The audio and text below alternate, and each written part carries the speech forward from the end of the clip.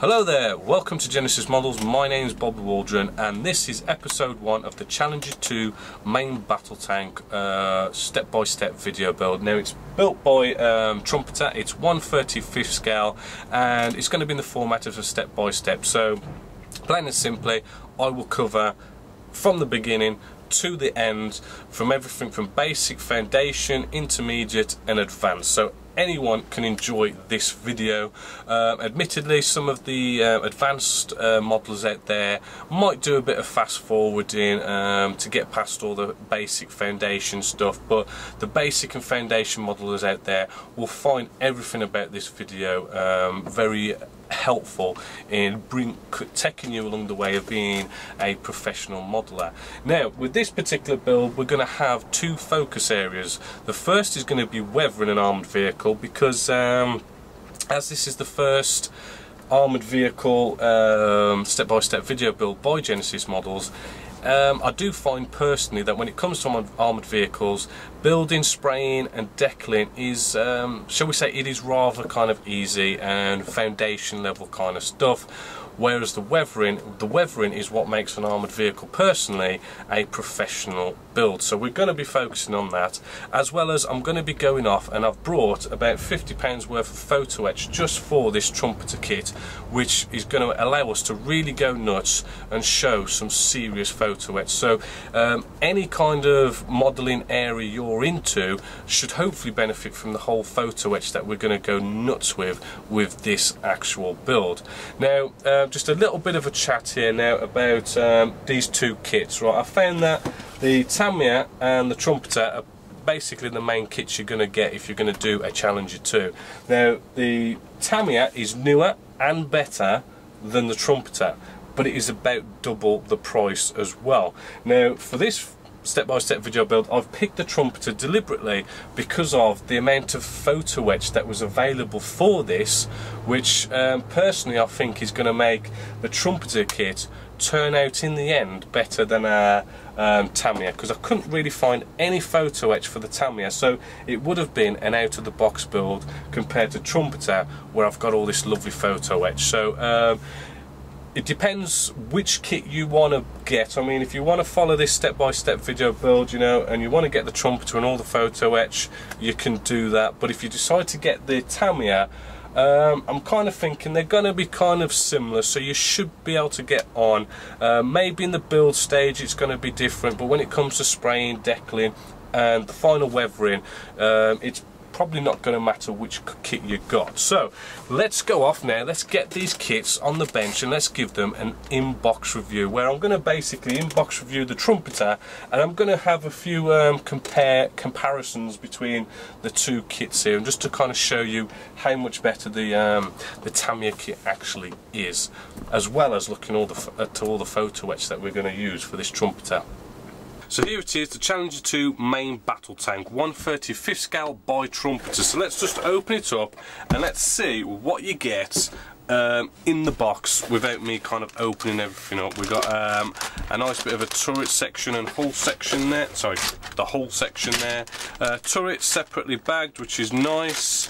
Nice set of decals here, separately bagged, which is also nice. A set of instructions, as you can see, we'll go through them in a bit, and everything is just nicely separately bagged. I mean, we're talking maybe 1 or 2 sprues per bag, so it's not exactly all in one bag, scratching together and making nasty marks. All our road wheels in this one, a few little bits and bobs here, armoured plating, toolboxes, that kind of stuff, and then nice and loose we've got our rubber tracks there. So let's unbag all these and let's have a closer look. Let's start off by looking at the instructions. Now the instructions are pretty straightforward. They do ask you to kind of put your tracks together straight away. I wouldn't bother with that, do it at the end, but it is all straightforward. Right, I'm not seeing anything too complicated here, just plain and simply sticking pieces together. That's all it is. There's not kind of like different options going on here, or anything that doesn't look too self-explanatory. It is going to be all nice and basic. We do have a set of markings here, which sadly they don't tell you what regiment this tank is or anything like that. It's just a call out for the number of the tank, which is a bit of a shame, but you know, not bad. It's going to get you there. The decals do look okay. Let's get them out a bit better. You know, we've got nicely separately bagged, which is always a good one. Looking at them, they do feel quite thin. Don't know how well they're going to go down, but you know, you might have a little bit of problem potentially cracking because they do feel rather thin, but hopefully it shouldn't be a problem. Right then, so just moving along with the first couple of sprues, just zoom you out. I've already cut out the bag. Now we've got our armoured skirts here, which, excuse me, if we look at our armoured skirts here now, the detail does look rather good.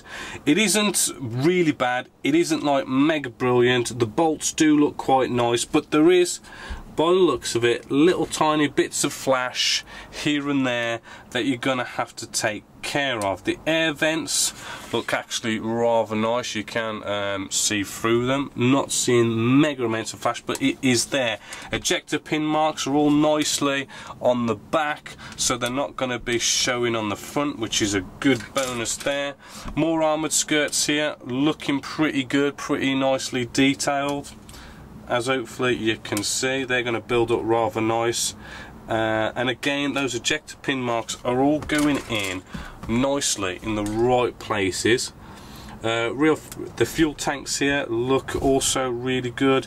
Jerry cans looking good. Ejector pin marks, I mean, just here you might just see the ejector pin marks are sticking out a bit there, so we're probably going to have to cut them out just to be able to put these two jerry can halves together. But not bad. A few more detailed pieces here. These are the armoured skirts that you, the optional armoured skirts that you could put on, which don't show in the instructions on how to put them on, but you know, the pieces are there. Our main gun is looking rather nice as well. And all these little pieces on here look detailed quite nicely, but there is going to be a bit of flash to remove. Now what I mean it's a bit hard to see on camera, but there's this fine bit of flash that you always kind of get with models, and with this particular kit it is quite there is quite a bit of it, the fineness of it, so it's something you might want to kind of take care of. We've got some tool bins here and everything, smoke dischargers, they look nicely detailed, but again there is that bit of flash, especially around these handles. I can just imagine trying to get that little tiny bit of flash off those handles being quite a bit of a pain to get it all nice and professional. Just moving along, we've now got our main hull turret here, which if you just give me a second, I want to get out Tamiya's. 2 seconds, because this is where it kind of shows how much better Tamiya is. Hopefully, as you can see with this hull section here, the detail is looking nice. We do have like a nice anti-slip surface going on here as well, which is also going to add to the detail. But if I just get out our Tamiya hull, you can see that the detail is a lot more crisp. Just trying to get it out.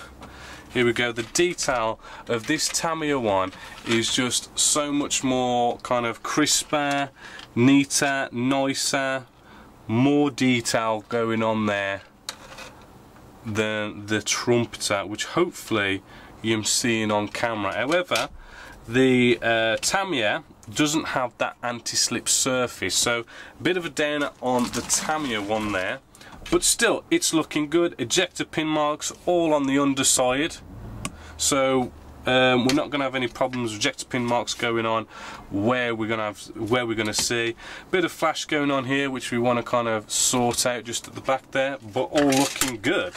Our actual turret here Also looking good. We've got a little bit of a mark here, which is from when obviously they've cut these off of sprue to put separately. Little mark there, needs being sanding back, maybe a bit of filler and sorting that out to get it all nice and smooth.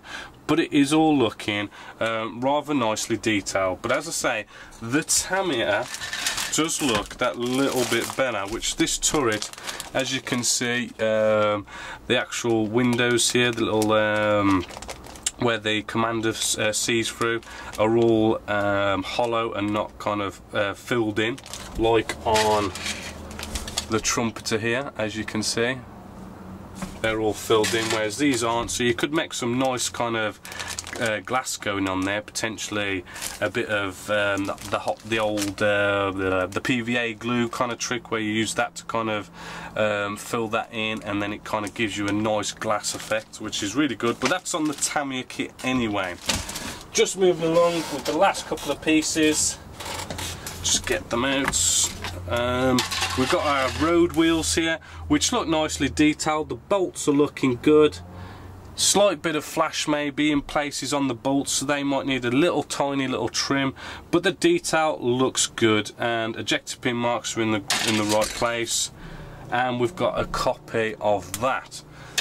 Then we've got our road wheels, which are the usual plastic, which we'll just put into place by putting our little pins in our little holes here, and then we can just melt them down. But you know, the instructions tell you to do that straight away, like the first thing you do. I'd leave them till the end when we've got all the road wheels on and we can get it all nice and proper in the way we want it. So that's everything in the kit. Looking at it, it looks like, I mean, it is a bit of an old kit. It does look like we're gonna be getting rid of quite a bit of flash, but hopefully it will all go together rather nice. And then where's it gone?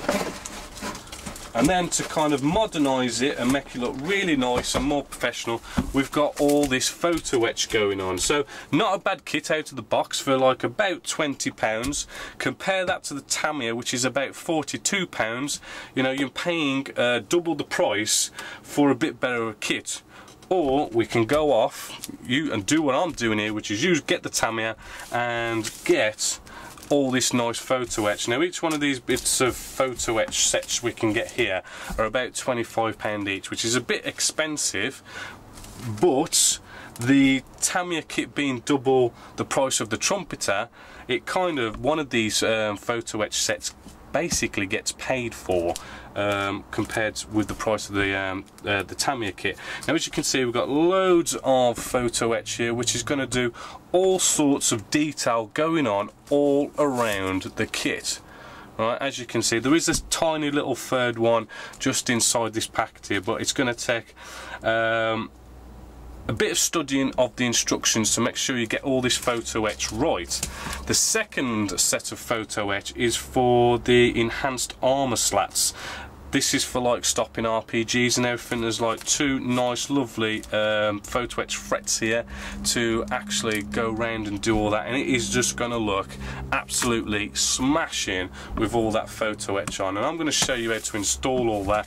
I've then also brought some masks for the actual road wheels to save us painting up all those tyres, which is going to be a bit of a pain. So I've got this, and I think it was actually expensive. I think it was almost, I don't know, £8 or something. It was kind of rather expensive for what it was, but still, I'd prefer to use that than paint up all those road wheels. So let's get started with actually building this kit now.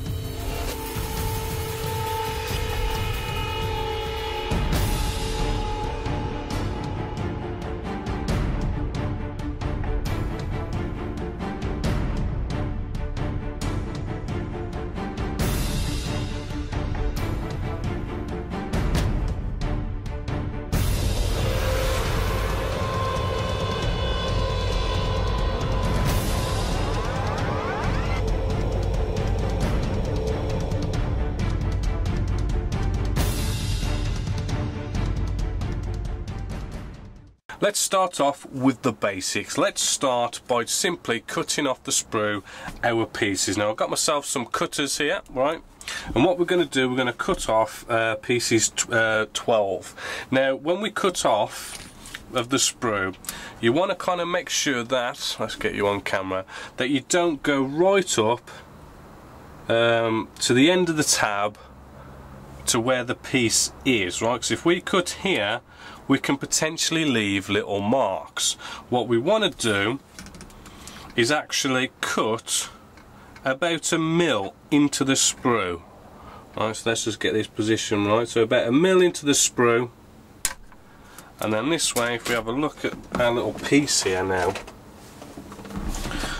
what we'll see is where we've kind of cut 1 mil. Let's bring you right in as far as we can. Where you can see the little bit of 1 mil that we've cut there, we've actually got a bit of plastic still kind of going on here, so we can trim that back and have a nice cut there, whereas where we've cut it right to the edge here, hopefully as you can see, we've got all this potential risk of damaging the actual piece itself. So that's why you don't want to cut directly so close to the piece. You want to leave a little bit of plastic off the sprue, just so as we can trim that down and we can get a much more professional kind of cutting it off the plastic, so all our pieces are nice. Because as I say, you know, we don't want to have little chunks of plastic being kind of cut into and missing and everything from all our little pieces, because then it's all just going to look unprofessional.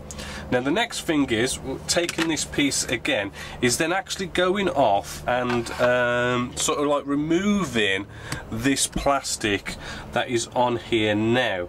Now what we can do is we can do a lot of things. I mean, I personally like to actually cut a little bit of plastic back here like so. Now this isn't the most neatest way of doing it, to be totally honest. I like it, it's nice, it's quick, it's fairly easy, and you know, we've basically trimmed back that bit of plastic from the tab, just like so. And our little piece here, which was a bit close to the bone, you know, again we can do the same thing. It's on a bit of a curvature, so we can do some scraping like so, and that does give it a nice little finish. But really, to get the best finish, you probably want to sand at it. So let's get another one of these off. Where they gone? Let's get another one of these off. Just remember, cut 1 mil and leave a little bit of that tab left, about 1 mil of the tab, like so. And if maybe you've got like quite a bit of the tab left there, like so, maybe you could kind of cut it a little bit more, right, just to save you kind of keep sanding at it. And we can get like a medium grit like so, and we can just nicely and simply sand that bit of a tab back like so. And then we can come along, and that was like a medium grit. This here was using like a sponge, and it's like a nice fine grit. So this way the sponge will actually go with the curvature of the piece, and the fineness of this sanding stick will nicely sand it down to a nice fine smooth finish. And what we should have there is a nicely cut off the sprue piece, and the tabs nicely sorted out, and we've got no problems there, and that should spray up all nice, right? Compared to if I mean, maybe I could exaggerate it to kind of show you on one of the pieces. Maybe we take this one, if we cut right up to the edge like here, right, what we may end up with,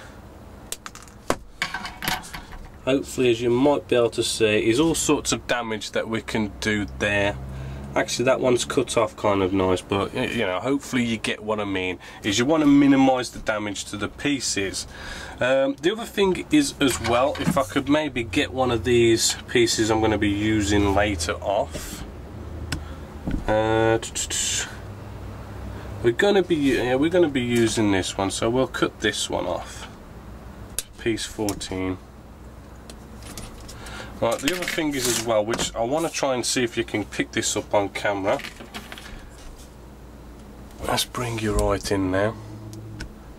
Too far, there we go. Right, you might hopefully be able to see the faint bit of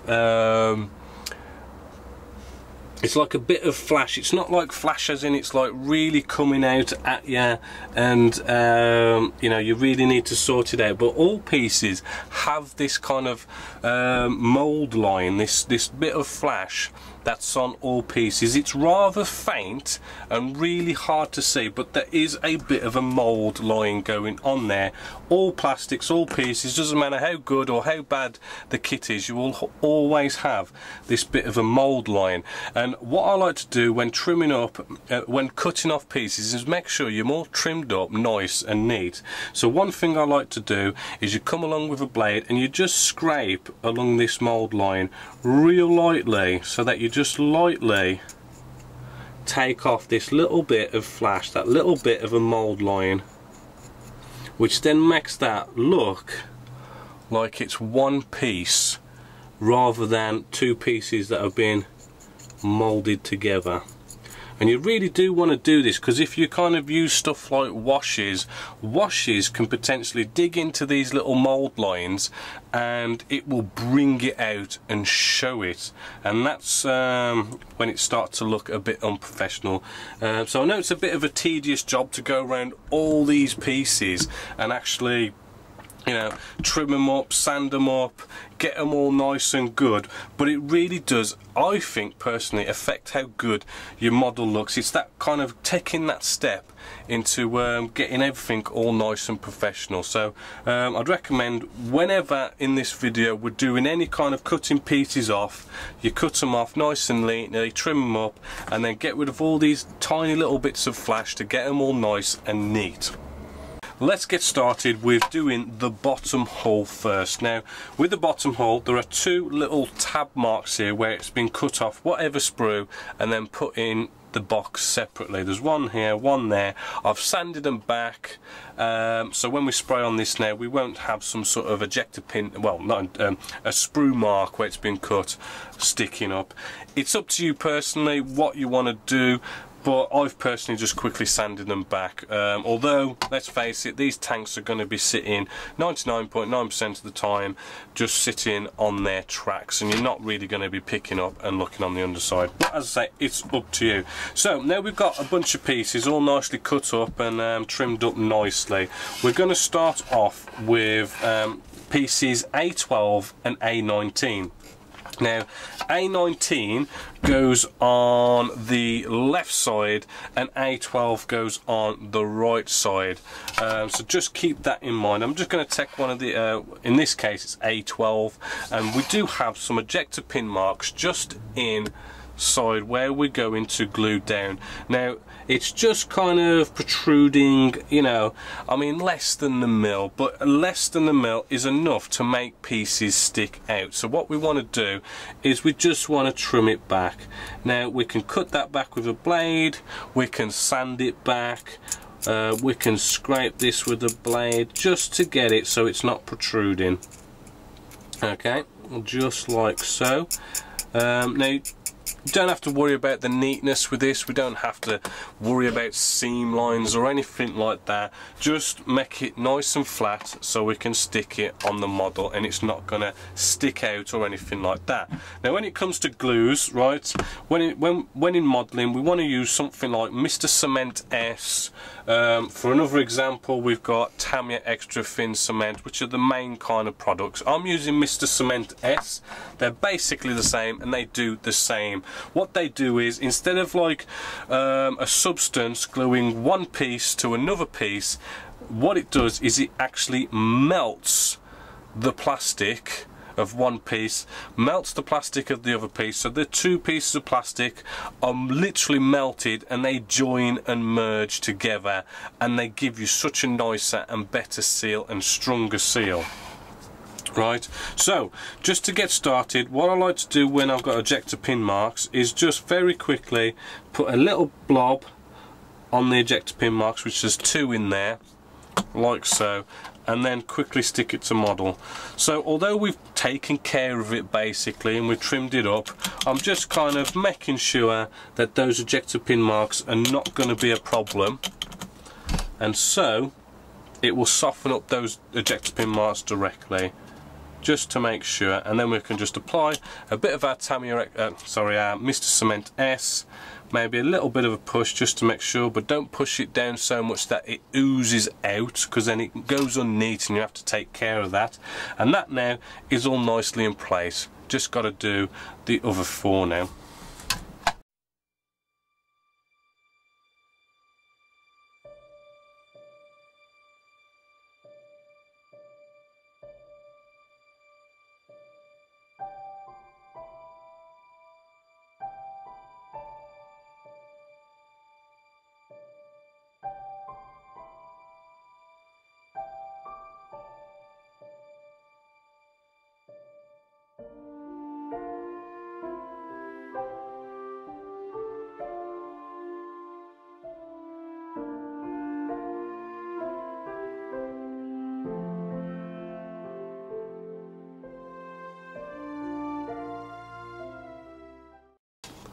There we go, all nicely glued in. We've now got our kind of our drive section here, which is a simple, nice, stick that into place there. But just a little tip, whenever you can, really try and glue the inside. Alright, like so. We've got a nice opening there where we can actually come in and glue it from the opposite side. By doing this, it just makes the gluing nicer and neater and gets it to glue in a lot better. And then you just want to make sure that's nicely sitting in place, like so. And we could just maybe quickly come along now, because we've glued the inside, we only need a light bit of glue in, right? A nice little light bit of glue going around the side there. So there's a little tip. We've also got these pieces here, which are pieces A4. Now the instructions, it's a little hard to tell, but we maybe I should kind of show you. It's a little hard to tell, but these pieces are actually slightly arched. Right, so because they're slightly arched, it's like, which way does it arch, up or down? The instructions are a little hard to tell which way they should arch, but you want it to arch kind of going up that way. That's the way you want it to arch. So let's just quickly show you what I mean. So let's get a little bit of a dab of glue actually on the piece. Right, and this is just to hold in place the piece.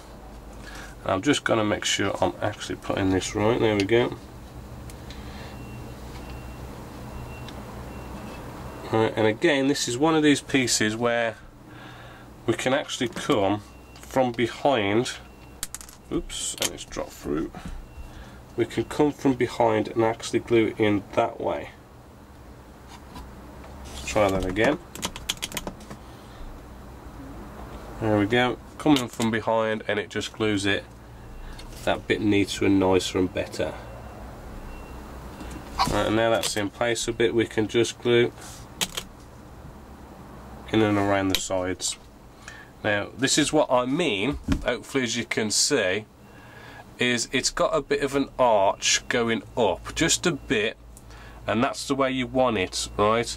So don't kind of have it facing downwards, shall we say, like don't have it kind of facing downwards like that one, right? It needs to go facing upwards, which the instructions don't clearly show you at all, but it's upwards. You want it kind of arching that way. So I'll just get the second one on.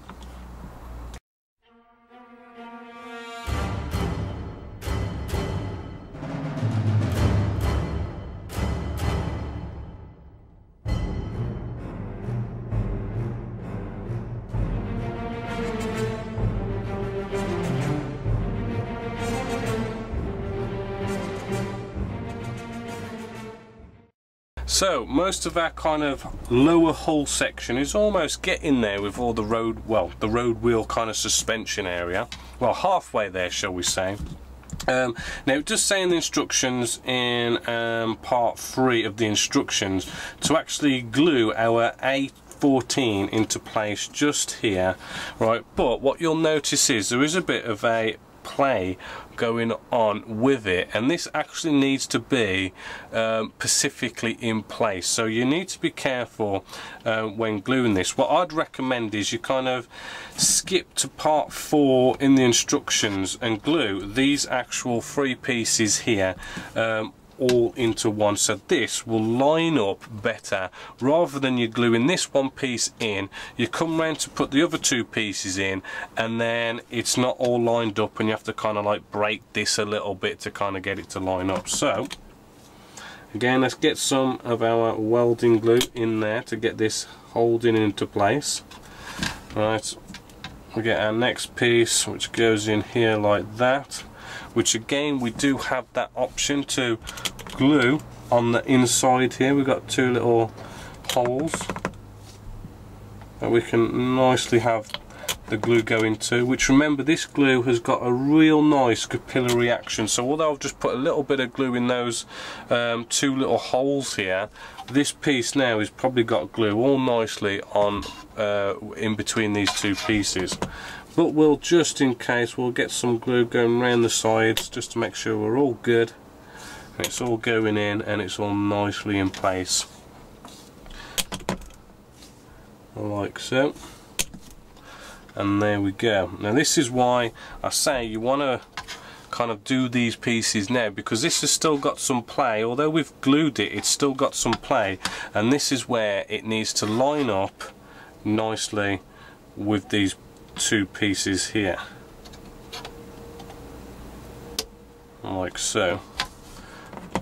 So we can just get some nice glue in there. Ooh, maybe a bit too much.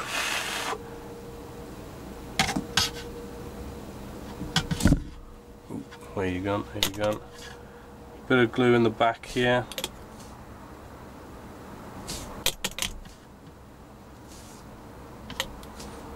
Let's try and get some of this glue up. All you need to do is just kind of get any kind of glue off the end of this brush here, and you can kind of like suck up the glue. Now that may need a little bit of sand in there, because I mean that glue has now kind of just melted the plastic just around here, where I've just accidentally put a bit too much glue than I should have done. You could sand it, but then at the same time you could kind of look at it and go, well, how much am I going to see of that area there? Maybe you could leave it, because we're going to be putting I think that's the idle wheel that goes on there, and then you've got the tracks on there, and you've got your armoured platings. You might not see it, so you can kind of maybe get away with not even doing it. Now the one thing I've noticed with this kit, because it's kind of showing its age a bit, you may want to sort of look down and make sure everything is all nice and like 90-degree angles, nice and square. You know, get your Mark 1 eyeball in there and just make sure we're all nice and square, because it doesn't quite, shall we say, line up brilliantly. You've kind of got a bit of play to maneuver things, so just make sure you're all nice and 90-degree angles, as I say, nice and square, so that everything's going to line up nicely, all your road wheels and that. Right, so that's the 1/2 of getting our bottom hull section together. We're just got to get some suspension arms and that kind of stuff on here now. Oh, but the one little tip is, if you do get all the photo etch, the photo etch instructions are rather complicated. You really do need to think about what you're doing. So not only should you be kind of like following the kit instructions, but keep these instructions out and really kind of keep checking and following, because we don't want to be gluing on pieces that are going to be photo etch. Just like our little lights here that are going to go on the back, we're going to need to kind of make these photo etch lights kind of sort of soon-ish, that will go on the back here. So just keep on top of the photo etch instructions, because there is a lot going on and they are rather complex.